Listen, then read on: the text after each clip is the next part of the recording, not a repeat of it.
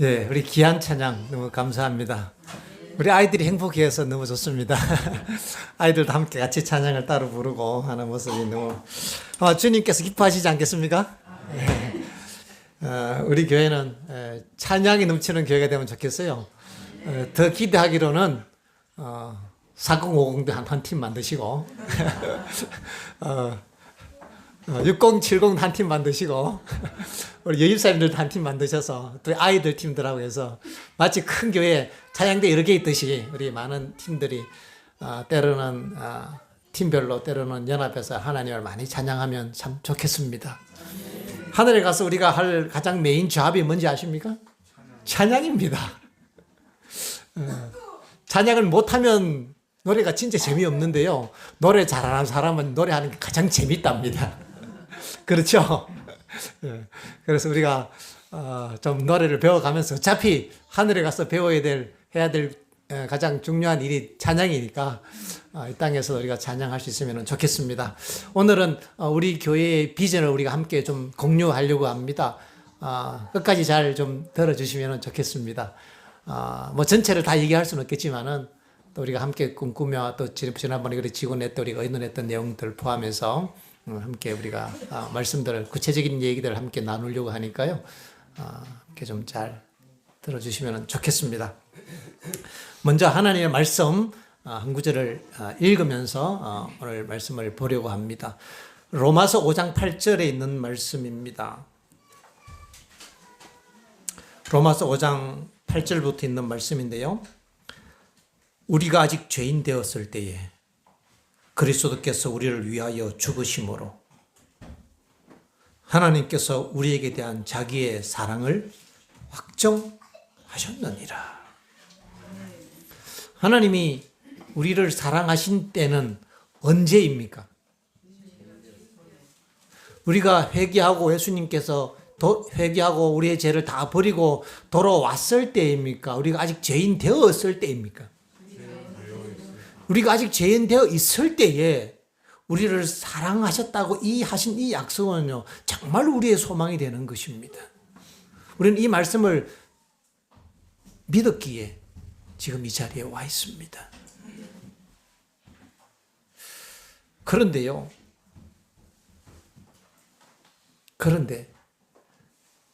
우리가 아직 죄를 다 버리지 못하고 아직도 좋아하고 있는 죄가 있어서 때로는 우리 속에 자아가 있어서 때로는 아직까지 해결되지 못한 어떤 우상이 있어서 주님께서 나를 사랑하고 있다는 것을 머리로는 알지만은 가슴으로 믿어지지 않고 내가 주님을 선택하고 주님께 내 자신을 바치고 싶지만은 아직 내 마음이 그러고 싶지 않아서 그러지도 못하면서 기도만 하고 있는 우리 자신의 모습들을 볼 때가 있습니다. 그러면 우리가 우리의 의지와 결단을 가지고 이 모든 것을 끊어버리고 포기하고 해결한 다음에 주님께 나아가는 그 선택이 우리가 할 수 있는 어떤 중요한 일일까요? 그러한 능력과 그런 부분도 있습니다. 우리는 그것을 소망합니다. 그러나 내 마음대로 안 되고 반복적으로 실패하고 넘어져 있는 우리 자신의 모습을 보면서 주님, 아직 저는 죄를 좋아하지만 저를 도와주세요 라고 기도하는 그 기도는 예수님을 향한 선택이 아니고 무엇이겠습니까?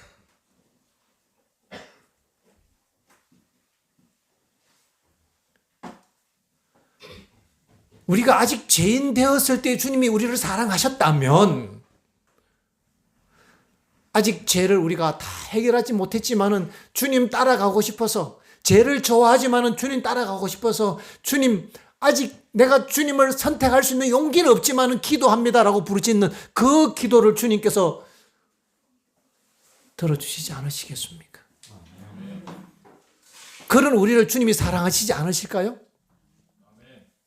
아직 회개하기 전에 죄인이었을 때도 사랑하셨는데, 그때는 사랑하시고, 예수님 믿고 주님 따라가려고 하는 우리가 아직 못해서 투쟁하고 있는 우리 자신을 사랑하지 않는다라고 우리는 생각하기가 참 쉽습니다.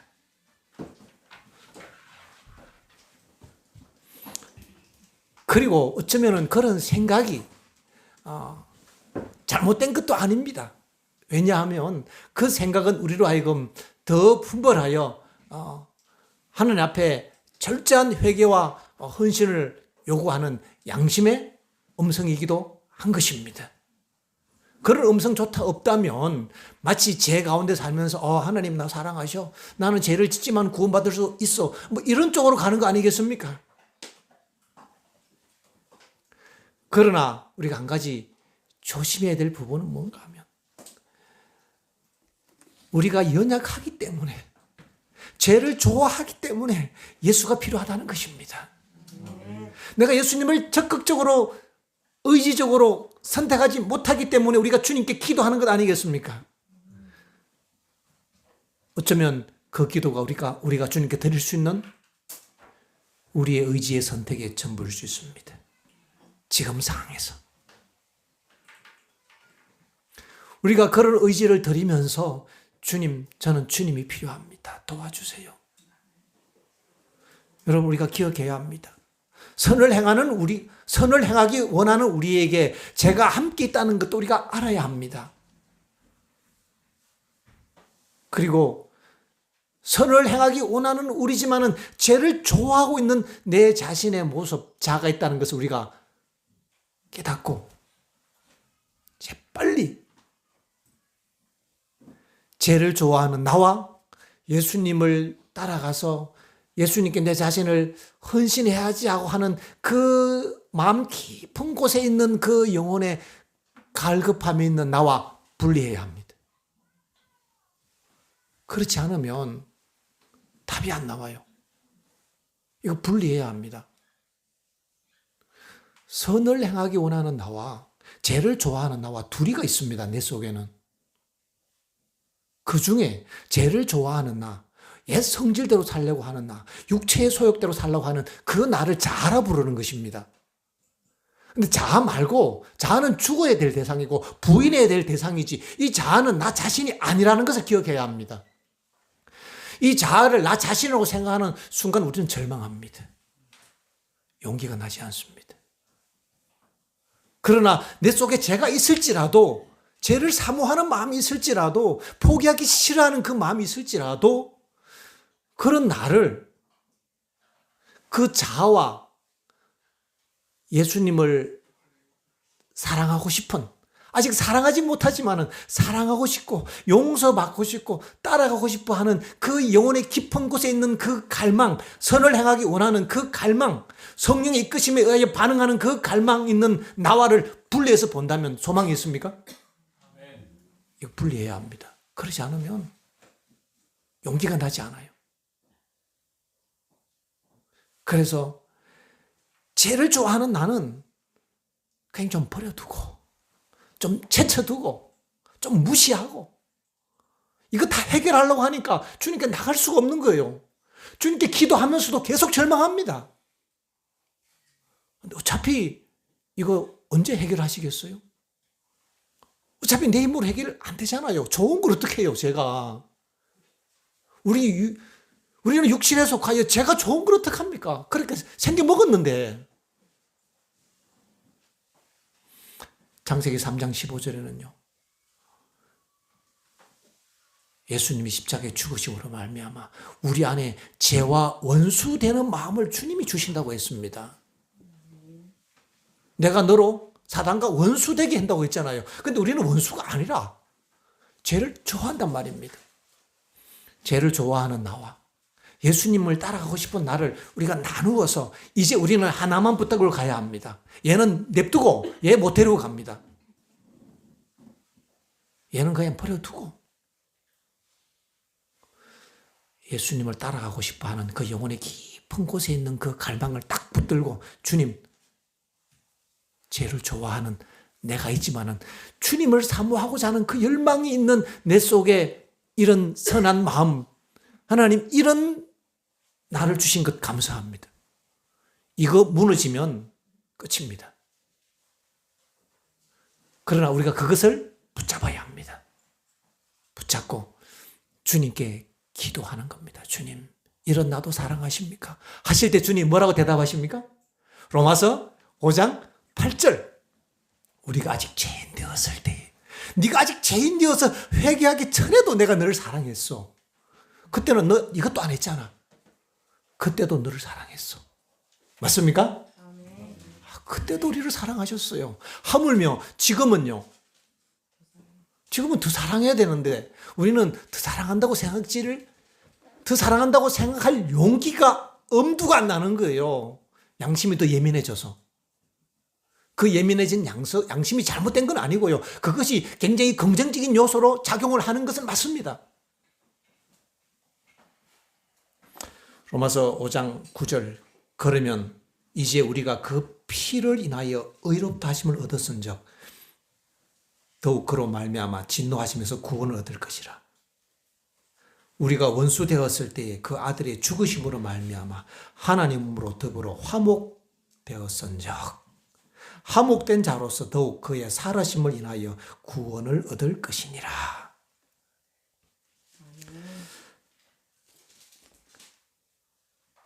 이제 우리는 용기를 내야 합니다. 우리는 다 예수님 사랑하고 싶잖아요. 용서 받고 싶고요. 하늘 가고 싶고 예수님이 내 안에 계셨으면 좋겠다 하는 마음이 우리 속에 다 있습니다. 그거 딱 붙들어 내는 것입니다. 그것이 우리가 할 수 있는 의지의 선택이라는 것입니다. 우리에게 있는 그 자유의 힘을 우리는 길러내야 합니다.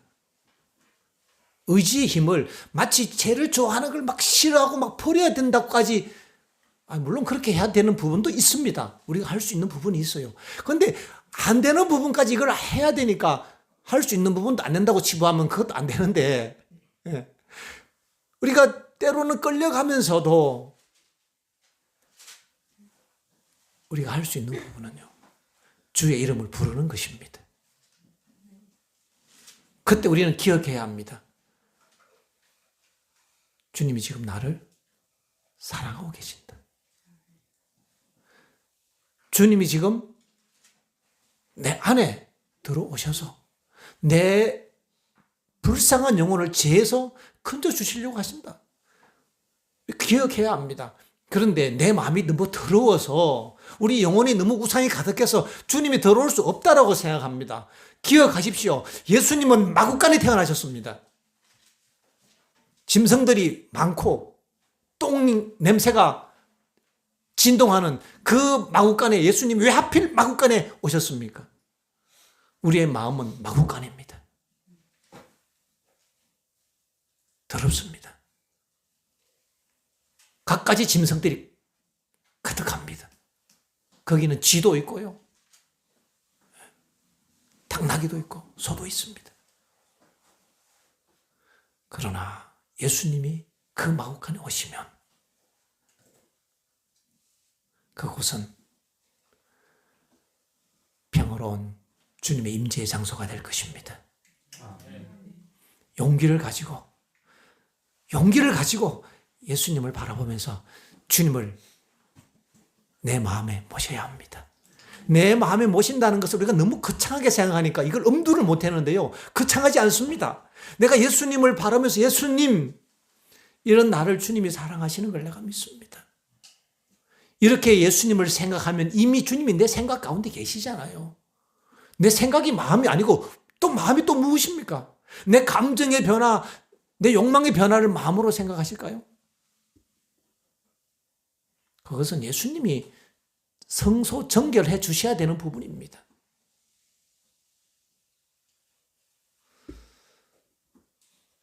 주님께서 우리의 마음이 주인이 되시도록 우리는 자주자주 죄를 좋아해도요, 괜찮아요. 이 얘기를 가지고, 목사님이 죄를 좋아해도 괜찮다 그랬어 하면서 죄를 좋아하자, 이렇게 가는 게 아니고 그 얘기를 지금 하자는 게 아닙니다. 혹시 오해할까 말씀을 드립니다. 우리가 죄를 좋아해도 어차피 지금 죄인이었잖아요. 더 나빠질 것도 사실은 없지 않습니까?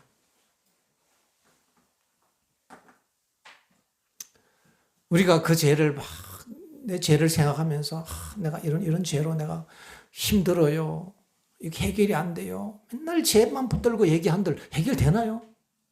그 죄만 붙들고 맨날 하나님 앞에 막 기도하는 해야 되는 과정입니다. 여러분 이거 잘못된 것도 아니고 그 정상적인 회개의 방식입니다. 이걸 버리고 저걸 취하라는 얘기가 아니에요. 우리는 자꾸 하나만 선택하려고 하는 기질이 있습니다. 하나님께 나아가는 방식도요, 2가지 방식이 있습니다. 뭐 2가지가 아니라 사실은 하나인데 엄밀하게 이렇게 구별하자면 그렇다는 얘기죠. 그래서 우리가 죄를 버리고 회개하고 눈물로 통회하고 우리 자리를 잡아가고 돌아가는 이 기본적인 패턴에 대해서 우리 일반적으로 알고 있잖아요. 필요한 과정입니다. 그런데 지금 제가 요 과정을 건너뛰고 예수님을 바라보자는 쪽으로 지금 얘기하면 이건 또 다른 패턴이 회개이기 때문에 이건 또 다른 종류의 것이냐? 그렇지 않습니다. 이것도 취하고 저것도 취해야 합니다. 이쪽 측면에서 볼 수도 있어야 돼요. 한쪽 측면 보면요, 신앙이 앞으로 나가지 못하고요. 배는 항상 2쪽의 노를 저어 앞으로 가는 것입니다. 한쪽만 저으면 뱅뱅 돌아요. 혹시 노젓는 배 타보셨습니까? 앞으로 뭐 양쪽 노를 같이 저어 앞으로 나가는 것입니다. 그래서 성경과 예언의 시에는요, 다양한 측면에서 우리에게 조명해 준 말씀이 있어요. 하나만 붙들고 이것만 진리고 너는 틀렸다 이게 아니고요. 이것도 취하고 저것도 버리지 말고 모든 것들을 우리가 영적 생활에 있어서 중요한 도구와 재료와 수단으로 이용하는 것입니다. 말씀을 연구하는 데 있어서도 마찬가지입니다. 한 가지 예를 들면 14만 4천 년에 대해서 연구해 보니까 살아서 구원받는 사람인 것 같아. 뭐 틀린 얘기 아니죠. 또 다른 관점을 보니까 이쪽에는 이런 아니네. 특별 부활에 참여한 사람도 있다는데 그럼 이건 또 뭐지? 예를 들어서 14만 4천 년에서 이런저런 말씀이 있다면 우리가 열어놓고 이런 부분도 있고 이런 부분도 있구나. 사실 그 부분 우리 결론 못 내도 하늘 가는 상관없잖아요. 그러나 이건 맞고 저건 틀리다가 아니라 말씀이 어떤 부분을 조명한다면 서로 충돌한다고 생각되어지는 2 말씀이 있다면 그건 내가 이해를 다 못한 것입니다. 말씀이 충돌하는 건 없습니다. 믿음과 행함도 마찬가지고요. 사랑과 공의도 마찬가지고 절대 충돌하지 않습니다. 우리가 깨닫지 못하고 이해를 못해서 충돌한다고 느낄 뿐인 것입니다. 우리가 한쪽 측면 보기 때문에 그렇습니다. 우리가 부분적으로 볼 것이 아니라 전체적으로 본다면 말씀에 대한 조화와 복음에 대한 이해가 훨씬 더 수월해진다는 것입니다. 그래서 우리가 하나님께 나아가는 방식에 있어서도 마찬가지입니다. 우리가 기본적인 우리의 회개의 패턴이 있습니다. 그거 굉장히 중요한 베이직입니다. 그런데 이제 우리가 신앙을 하면서 우리가 회개하면서 가끔씩 느끼는 그런 절망감이 있어요. 아니 내가 분명히 회개를 하긴 했는데 내가 언제까지 이런 끊어지지 못하고 타협하는 이 문제도 우리가 언제까지 우리가 붙들고 가야 되는가라고 하는 그런 이 죄의식 가운데 주님 앞에서 누릴 수 있는 그런 이 기쁨을 누리지 못하고 살아갈 때가 많이 있습니다. 우리가 이럴 때 기억해야 합니다. 주님께 기도하는 것 이미 주님께서 내 생각 가운데 오신다는 것입니다. 우리는 죄를 좋아하면서도 자주자주 기도하고요. 자주자주 주님께 부르짖고 자주자주 주님을 찬양하고 해야 합니다. 그리고 또 중요한 원리가 있습니다. 하나님의 말씀을 많이 암송하면서 마음 가운데 깊이 명상해 보십시오. 말씀의 능력이 우리를 도와주는 것입니다. 이렇게 해서 예수로 말미암아 우리가 이기는 어떤 그런 중요한 원리들을 배워나가야 합니다. 이런 요소들이 이 요소 없이는 해결되지 않는 강력한 부분들이 있습니다. 그래서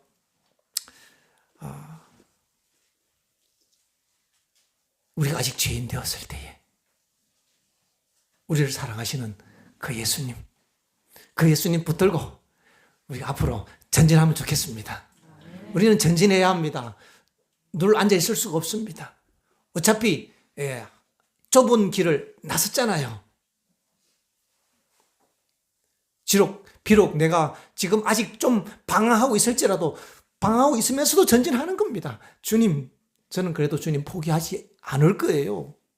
내가 죄를 좋아하고 있지만은, 내가 아직 우상이 있지만은, 주님, 저 이거 잡혀버릴 거고, 저는 주님 사랑합니다. 도와주십시오. 라고 하는 그 기도를 우리가 많이 드리고, 그런 기도를 드리고 있는 그때에 주님이 지금 우리를 사랑하고 계시고, 이미 주님이 그런 우리의 마국간에도 주님께서 오셨다는 것을 우리가 깊이 인식하는 그 순간 우리에게는 영적인 힘이 생겨나는 것입니다. 믿음으로 주님을 내 안에 모셔서 주님의 능력이 죄의 세력을 꺾도록 우리는 해야 합니다. 내 힘으로 꺾는 게 아니라 예수님의 힘으로 이용하는 법을 배워야 합니다. 예수님의 힘을 이용하는 법을. 그것이 바로 믿음의 원리에 있지 아니겠습니까? 예수님만 할 수 있어요. 죄와 원수되는 거요. 예수님만 할 수 있습니다. 그분이 해주시도록 우리는 믿음으로 살아야 할 것입니다. 예전에도 한번 제가 설교 시간에 말씀을 드렸는데요.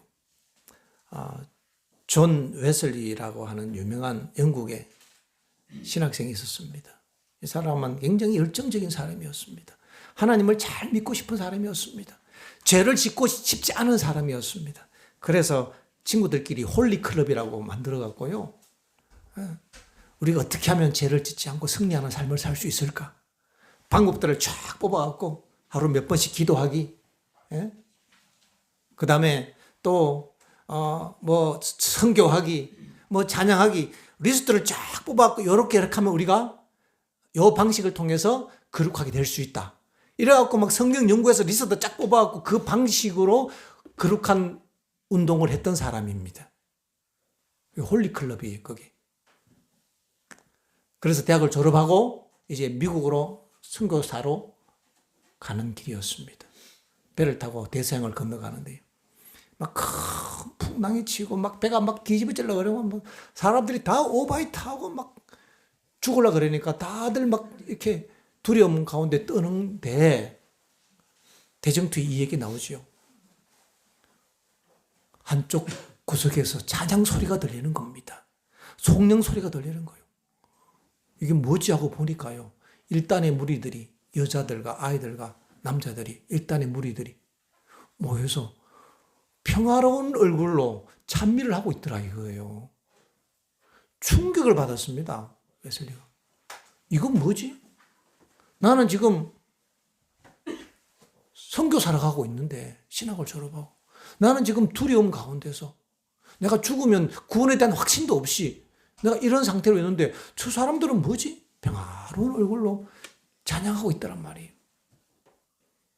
그래서 그들의 무리 속으로 들어갔습니다. 그들에게 뭔가 배우고 싶었습니다.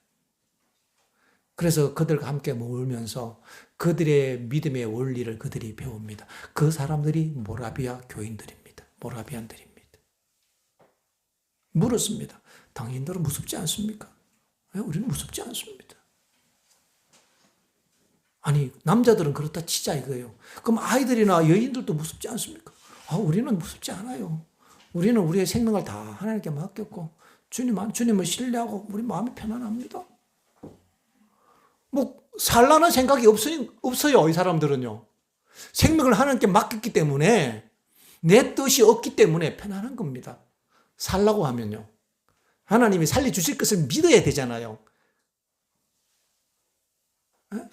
내 믿음대로 돼야 했는데 나는 지금 믿음이 없어. 그건 불안한 거예요. 여러분, 이게 진정한 믿음일까요? 그건 자기 믿음인 겁니다. 자기 믿음. 감정적인 믿음이죠. 하나님을 전적으로 신뢰한다면 하나님께서 이 바다를 만드신 하나님께서 이 풍랑을 허락하신 하나님께서 이 풍랑도 잠재우시고 그 하나님께서 생명의 주관 되시는 그 하나님께서 우리의 생명을 살리기도 하시고 죽이기도 하시고 하나님께서 가장 사랑하는 하나님께서 좋은 길로 인도하신다 이거예요. 그분에 대한 절대적인 신뢰가 있다면 굳이 살라고 할 이유가 없어요. 하나님께 맡기는 겁니다. 생명 자체도. 그러니까 편안한 거죠. 그 하나님, 살아계신 하나님인 것에 대한 확실한 믿음이 있으니까 두려움이 없는 겁니다. 웨슬리가 자기 믿음이 허상이었다는 것을 그가 처절히 깨닫고 깨우칩니다. 그리고는 다시 돌아와서 그 사람들과 교류하면서 믿음을 배워서 그가 마침내 영국의 대부흥을 일으키는 웨슬리 목사가 되는 겁니다. 저는 이 꽃내 쉼터 교회를 오면서요, 이 동네가 모라비아 교회와 비슷하구나라는 생각을 했습니다. 모라비아 교회의 역사를 제가 좀 말씀을 드리면요, 각 시대 대정토 보면은 제4장에 왈덴스인들이 나옵니다. 왈덴스인들의 그들의 믿음과 순수한 신앙, 그들이 필사했던 성경, 예수 믿음으로 말미암는 이 진리가 어디로 개성되는가 하면요, 결국은 그 다음 장에 나오는 사람이 영국의 위클립입니다. 위클립의 그런 이 신앙과 저서가 어디로 전해지는가 하면요, 체코, 오늘날 체코지요, 보헤미아의 허스에게 후스라 부릅니다. 전해집니다. 같은 하나님이 같은 영께서 역사하셔서 진리를 깨닫게 하시고 그렇게 하셨죠. 허스는 순교했습니다. 아주 장렬하게 순교해서 그가 불쌍하게 끝난 줄 알았더니 그렇지 않습니다. 후스가 순교한 이후에요, 그 보헤미아 지역에 그 허스의 신앙이 엄청나게 많이 퍼집니다. 그 후예들이요, 그 진리에 대한 확신을 가지고 순교장에 들어가면서 복음을 전해서 많은 사람들이 그 순수한 신앙을 지켜나갑니다. 그런데 시간이 지나면서 그 지역에 핍박과 박해가 시작됩니다. 그들이 뿔뿔이 흩어져 지기 시작합니다. 그때에 이들이 그 지역을 피하여 도망을 가야 되는데 피하여 도망갈 곳이 마땅찮은데 그때 독일의 진첸도르프라고 하는 백작이 있었습니다. 자기의 영토가 자기의 그 당시 백작들은 자기 토지가 있잖아요. 큰 자기 영지가 있잖아요. 그리로 그분이 진첸도르프도 그 어머니로부터 시작해서 굉장히 신앙심이 좋은 개혁신앙을 받아들인 사람입니다. 이분이 오픈합니다. 우리 땅에 오십시오. 그래서 이 모라비아인들을 자기 땅으로 받아들입니다.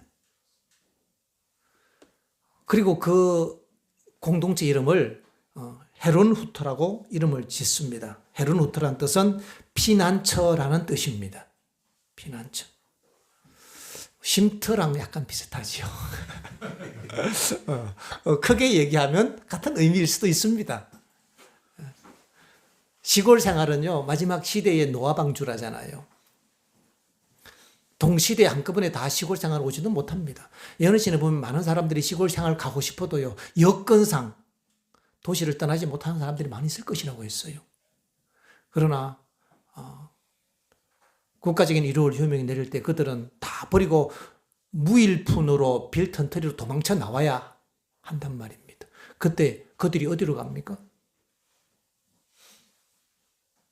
먼저 시골에서 터전을 잡고 준비했던 사람들이,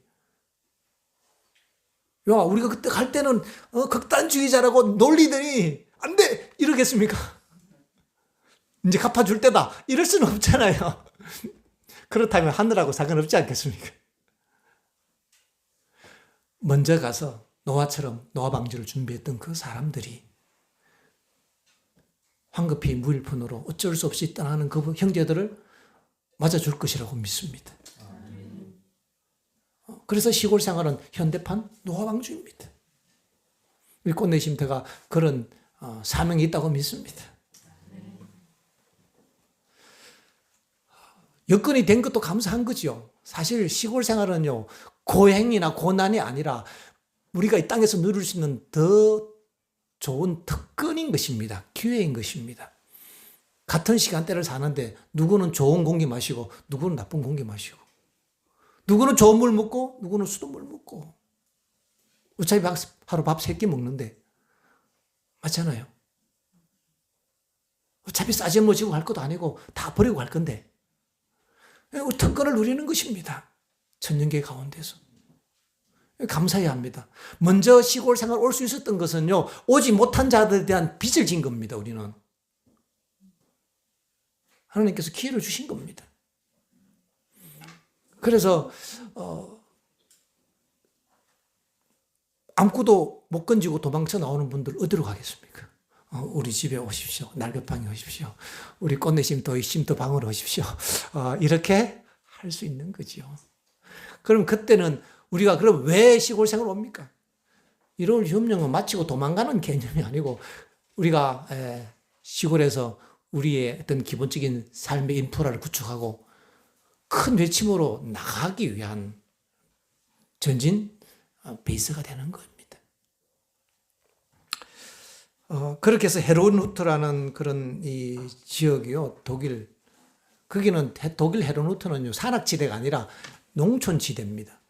여기랑 비슷합니다. 각시대 대성도 4장에 왈덴스인들들 살던 곳은요, 진짜 우리 왈덴사 것들처럼 저런 산악지대인데요, 헤르누트는 산악지대가 아니라 농촌지대입니다. 그래서 그곳에 많은 사람들이 몰려와서요, 그곳에서 매일 모여서 성경 연구하고 기도하고 이렇게 했습니다. 그러다가 더 열심히 믿기 위해서 24시간 기도를 하자. 이래갖고 순번을 정해서 계속 24시간 돌아가면서 1시간씩 기도했던 역사 거기서 시작됩니다. 그래서 제가 처음에 우리가 기도를 한번 릴레이 기도를 한번 해보자 했던 부분도 이제 여기서 착안한 것입니다. 근데 지금 우리 현실을 보니까요, 계속 한다는 힘들고 특별 기도 주간을 만들어서 딱 몰입하고 이렇게 하는 것이 더 효과적이겠다는 생각은 해보았습니다. 그리고 그 당시에 기도력, 우리 교회 지나면 기도력 있잖아요. 말씀을 적어서 회람하고 돌리는 그런 기도력이 있었습니다. 그런 일들도 했고, 그리고 가장 중요한 것은요, 이들이 했던 것은요, 선교사를 파송하는 거였습니다. 그들이 그 헤르누트에 모여서 그냥 편안하게 신앙만 했던 게 아니고요, 이들은 선교사로 파송되어 나갔던 것입니다. 수백 명이 선교사로 나갔습니다. 그 선교사가 바로 웨슬리가 대서양 횡단하다가 만났던 그 모라비아 선교사들입니다. 그 사람들이에요. 이 사람들이 표어가 있습니다. 우리는 아무도 자신을 위하여 살지 않는다. 첫 번째입니다. 기억나시죠? 예전에 제가 설교했던 거요? 우리는 아무도 자신을 위해 살지 않는다. 두 번째, 우리는 복음을 전하다 죽는다. 그리고 잊혀진다. 이것이 이들이 가졌던 두 가지 표입니다. 우리는 복음을 전하다가 죽는다. 그리고 잊혀진다. 내가 선교지로 갈 두 켤레의 신발만 준비된다면 언제든지 떠나겠습니다. 이랬던 사람입니다. 때로는 이 중에 어떤 열정적인 젊은이들은요, 노예가 되어서 노예들에게 선교하기도 하고요. 거의 목숨을 던지는 겁니다. 각 곳으로 흩어져서 이들이 선교했던 역사를 보면요, 엄청나게 많이 죽어나갔습니다. 근데 그들은 죽으러 가는 거예요, 죽으러. 마치 그 전쟁 때 가미가제 특공대들이요, 그 비행기 타고 죽으러 가는 것처럼 죽으러 가는 거예요. 내가 주를 위해서 죽겠다 이거예요. 복음을 전하다. 그리고는 잊혀진다는 거예요. 잊혀지기 위해 가는 거예요. 내가 순교해서 내 이름 내겠다는 게 아니고 내가 죽고 잊혀지기 위해 가는 것입니다. 그렇게 가기 위해서는 구원에 대한 믿음에 대한 확신이 있는 거죠. 배가 빠져가 뒤집어지려고 그래도 편안한 겁니다. 왜? 살라고 하는 게 아니고 지금 죽으러 가는데 가다가 죽어도 괜찮잖아요. 가다가 맞아 죽거나 가다가 물이 빠져 죽거나 어차피 똑같은 순교 아니겠습니까? 일단은 겁나는 게 없는 것입니다. 겁나는 게. 왜? 생명을 하나님께 맡겼으니까요. 이들의 목표가 나는 복음을 전하다 죽는다. 그리고 잊혀진다. 이러니까 편안한 겁니다. 살라고 하니까 힘들지 죽으려 하면 힘들지 않아요. 우리가 다 살기가 힘든 것입니다. 예수님께서 목숨을 버리고자 하는 자는 얻을 것이요. 그들은 그 진리를 깨달은 것입니다. 그들은 아무도 자신을 위하여 살지 않는 삶을 살았습니다. 그렇게 연습한 다음에 그들은 그곳에 집단적으로 모여 살았던 것이 아니라 계속 선교사들을 보냈습니다. 예배를 마련해서 보내고 갔다가 돌아오면 또 다음 팀 보내고 갔다가 안 돌아오면 또 다른 사람 보내고 갔다가 안 돌아오는 경우가 더 많은 것입니다. 그래서 그 기간을 제가 지금 기억이 안 나는데요. 그 몇백 년 동안요. 수백 명의 선교사들이 파송되었는데 바로 개신교로에서 체계적인 선교사 파송의 시작점인 것입니다. 개신교에서 체계적으로 이렇게 전 세계의 선교사를 파송했던 단체가 바로 모라비안인들입니다. 우리 꽃내 쉼터 교회도 모라비안, 현대판 모라비안이 되어서 이곳에서 마지막을 준비할 뿐만 아니라 온전한 믿음을 준비하고 우리는 복음을 전하다 죽는다. 그리고 잊혀진다. 우리는 아무도 자신을 위하여 살지 않는다. 이런 숭고한 표를 가지고 복음을 위해 산다면 얼마나 아름다울까요? 우리가 이런 꿈을 가지고 있습니다. 그래서 지난번에 우리 직원회 때 그런 제안들이 올라왔습니다. 우리도 해외에도 한국도 좋지만 한국도 하지만 우리도 해외에 우리의 선교지 하나 개척해서 그곳에 한 달이면 한 달, 6개월이면 6개월, 뭐 청년이면 청년, 부부면 부부, 어른이면 어른 가서 교회를 세우고 사역하고 할 수 있는 그런 선교지를 하나 개척하자 이런 의논들을 했습니다. 원래 진행을 하려고 합니다.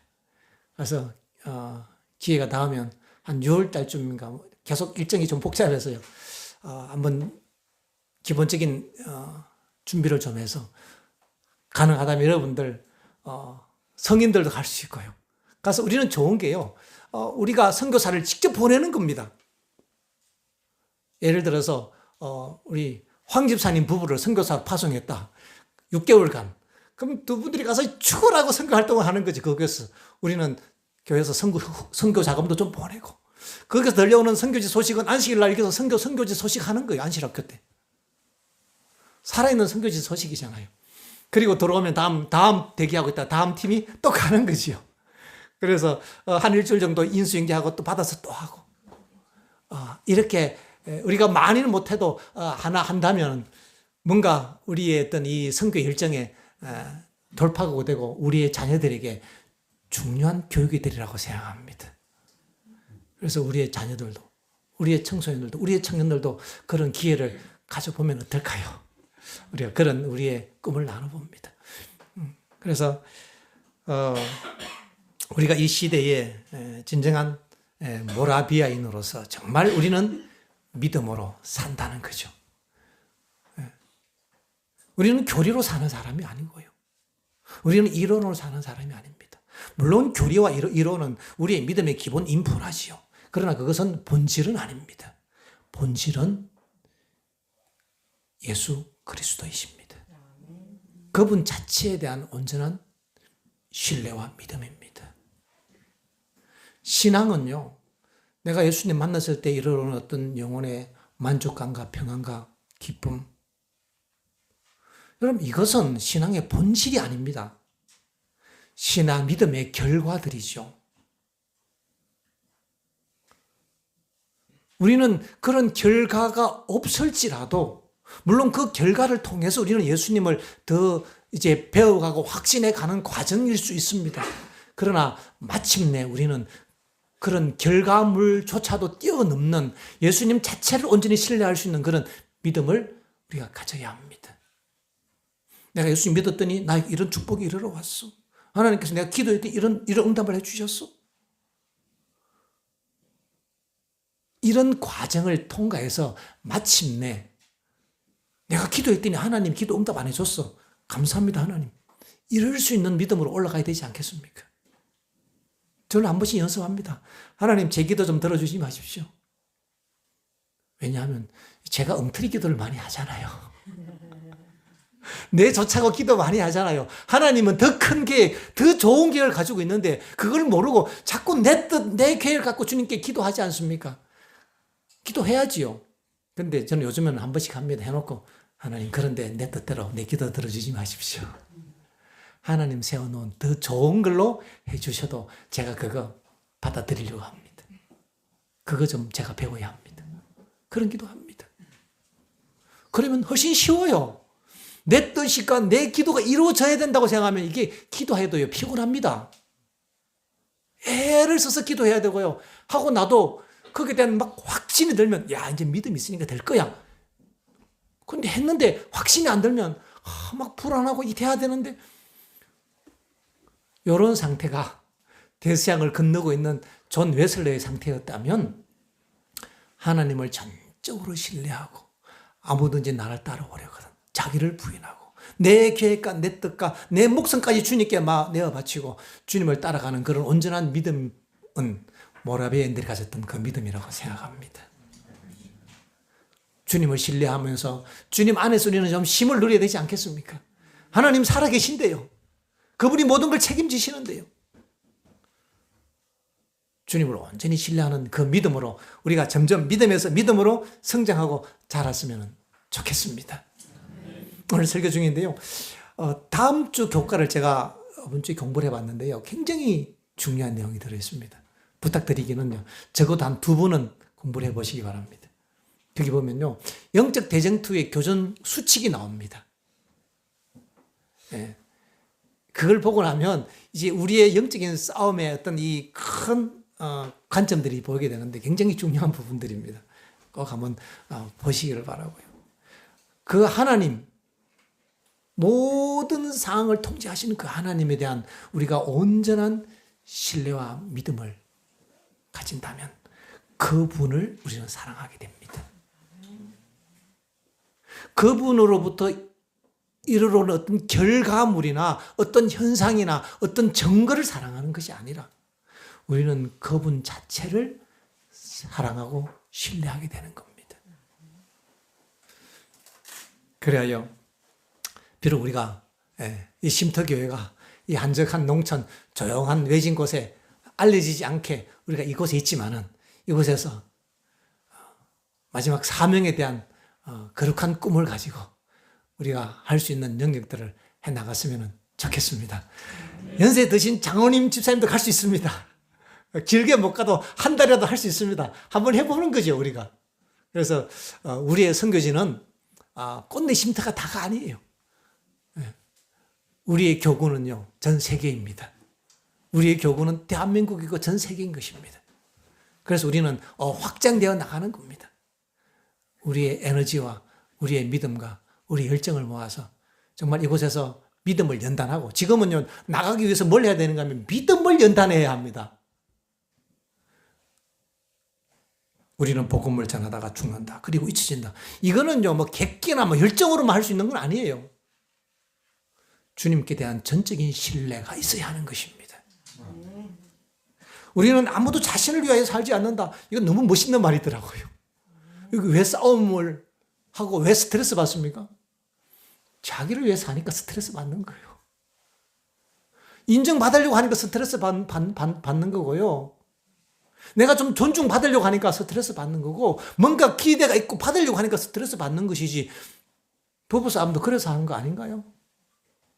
내가 아내에게 남편에게 기대가 있는데 남만 고생하게 내버려두고 나한테 무관심하고 자기 일만 하면 스트레스 받잖아요. 어이구, 내가 저 인간하고 언제까지 살아? 이래 되는 거예요. 그런데 그런다고 바뀌지 않습니다.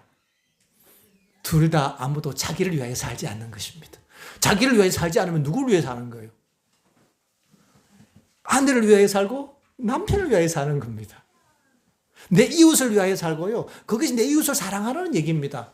하나님을 사랑하고 네 이웃을 사랑하라. 그 얘기는요. 하나님을 위하여 살고 남을 위해 살아라는 얘기지 자기를 위해 살아라는 얘기가 아니잖아요.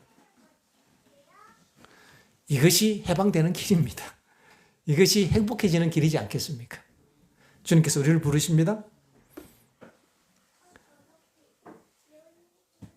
우리는 우리 자신을 위해 사는 것이 아니라 예수님 안에서 자유인이 되어야 합니다.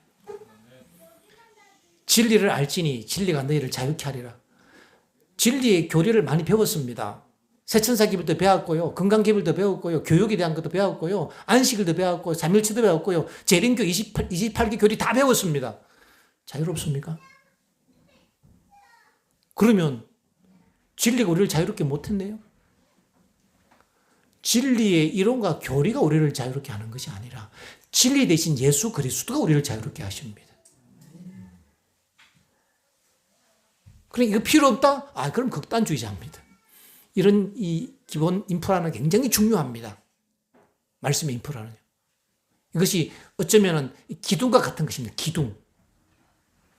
그러나 그것은 우리의 본질이 아니고 본질은 예수 그리스도이십니다.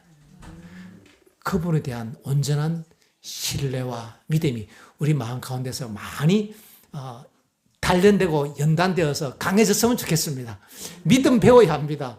우리가 믿음이 사실 있는 것 같은데요. 믿음이 없어요. 웨슬레가 믿음이 있는 줄 알았는데 가다 보니까 자기는 믿음이 없는 거예요. 우리도 믿음이 있는 것 같은데 어떤 상황에 딱 부딪히면 믿음 없는 것이 드러나는 겁니다. 하나님께서 보게 해주시는 것입니다. 우리가 주님 안에서 정말 믿음으로 사는 우리 모든 성도님들이 다 되기를 바라면서 오늘 말씀을 마치겠습니다.